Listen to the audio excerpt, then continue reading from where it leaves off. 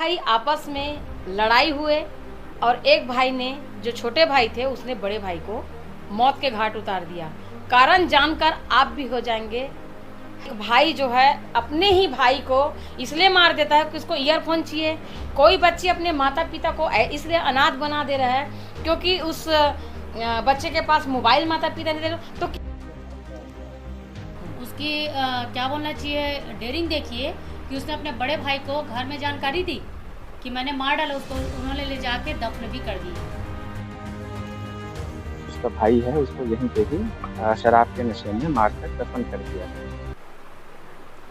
क्या ज़माना आ गया है कि अगर बच्चों को, अगर माता पिता समय पर कोई चीज़ अगर नहीं दे पाए तो बच्चे अपने आप को इतना सस्ता बना लिए हैं, या माता पिता के जो प्रेम है उसको इतना सस्ता बना लिए हैं कि बच्चे आजकल के कुछ भी करने को तैयार होते हैं।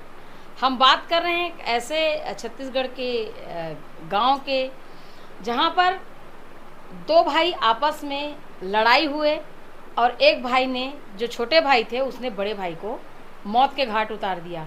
कारण जानकर आप भी हो जाएंगे हैरान की कारण इतना, यही एक कारण था जिसके वजह से एक छोटे भाई ने बड़े भाई को मौत के घाट उतार दिया। मेरे साथ मौजूद है सीता ठाकुर जी, और आप देखना शुरू कर चुके हैं VLC न्यूज़। जी सीता ठाकुर जी, ये मामला जो है छत्तीसगढ़ के कोरबा जिला का हाँ है। जी, कोरबा जिला का है, जहाँ दो भाई जाते हैं, आपस में बातचीत करते हैं, साथ में खाना पीना भी करते हैं। पर बात कुछ इस तरीके से हुआ कि छोटे से ब्लूटूथ आजकल जो ईयरफोन आया है, ईयरफोन के कारण से उन्होंने पर बातचीत किया और साथ में खाना पीना, साथ में शराब भी बैठकर पिए। पर उस ईयरफोन का झगड़ा इतना हो गया कि पहले तो उन्होंने हाथापाई की, हाथापाई के साथ साथ, जबकि दोनों सगे भाई हैं। दोनों सगे भाई हैं, तो हाथापाई तक ही ये बात नहीं थमी। छोटे भाई के ऊपर उस वो ब्लूटूथ ईयरफोन इतना वो हो गया, हावी हो गया कि उसने अपने बड़े भाई को राड से पीट पीट कर मार डाला। और मारा ही नहीं, उसकी क्या बोलना चाहिए, डेयरिंग देखिए कि उसने अपने बड़े भाई को घर में जानकारी दी कि मैंने मार डाला उसको, उन्होंने ले जाके दफन भी कर दिया। अपने बड़े भाई को दफन भी कर दिए जी। और इस बात की सूचना जो अपने माता पिता को भी देते हैं, परिवार वाले को दिए, परिवार वालों को भी दिए कि मैंने अपने बड़े भाई को मार दिया है। कारण ये है कि मेरे को ईयरफोन नहीं दिया ब्लूटूथ वाला करके। वो इस कदर हावी हो गया उसके दिमाग में कि मुझे ईयरफोन चाहिए, और शराब तो पिए हुए थे, तो राड से ही पीट पीट कर, और उसके साथ साथ मैं क्या बता रही हूँ, उनका डेयरिंग देखे कि उन्होंने उनको दफना भी दिया। पुलिस को भी जानकारी नहीं हुई।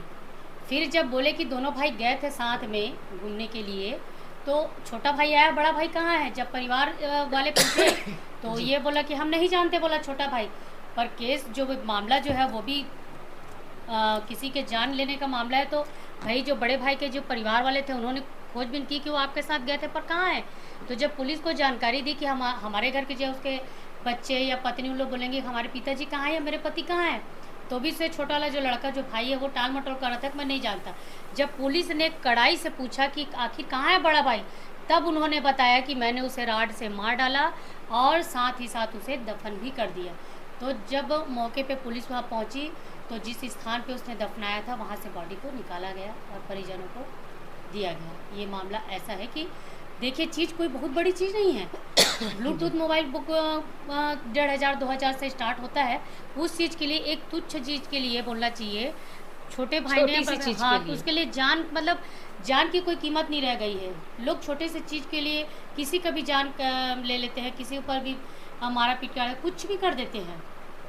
कितनी शर्म की बात है और कितनी सोचने वाली बात है कि एक छोटी सी बातों के लिए रिश्ते में जो कड़वाहट इतनी हो गई है कि कोई रिश्ता ही समझ में नहीं आ रहा है। एक भाई ने एक भाई को इसलिए मार डाला कि उसको ब्लूटूथ नहीं मिला, उसको ईयरफोन नहीं मिला। ये मौत, ये समाज किस ओर जा रहा है। इतना दयनीय स्थिति है आज के युवाओं में। ऐसा क्या चीज़ आपके हिसाब से, क्या इस मौत को आप किस तरह से लेते हैं? नहीं, बात तो वही है कि छोटी चीज़ ये तो जिस हिसाब से जो केस हो रहे हैं, हत्याएं हो रही, तो ऐसा लगता है कि लोग जान का परवाह नहीं करते हैं। और जो चाहिए, मतलब ऊपर से शराब पिए हुए थे तो शराब के नशे में फिर बातें वही आती है कि हम तो शराब के नशे में थे। और इतना ही नहीं, एक केस और सामने आया है जहाँ नाबालिग बच्ची जो 15 वर्ष की थी, अपने माँ बाप से मोबाइल का मांग करी कि मुझे मोबाइल दीजिए। माँ बाप की स्थिति उतनी अच्छी नहीं थी कि वो बच्चे को मोबाइल दे सके, तो उन्होंने कहा बेटे भी घर की स्थिति ठीक नहीं है और अभी हम मोबाइल नहीं दे सकते। तो बच्ची थोड़ी मानी उस समय, उसके बाद फिर वो जिद करने लगी। शायद उनकी माँ उनको 2-3 बार समझा चुकी थी कि अभी स्थिति ठीक नहीं है, हम देंगे करके। फिर उस बच्ची को धुन चढ़ा कि मुझे मोबाइल चाहिए। 15 वर्षीय बच्ची है और ये केस है पत्थल गाँव का, नाबालिग बच्ची है कि वो पढ़ाई के लिए मांग रही थी।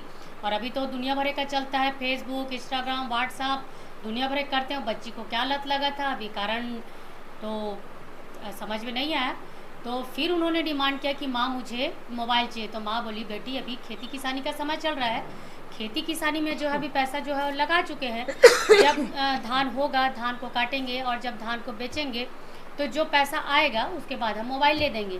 पर बच्ची के दिमाग में जैसे ये हत्या ब्लूटूथ के कारण से छोटे भाई ने बड़े भाई की हत्या कर दिया, उस लड़की को भी क्या सूझा।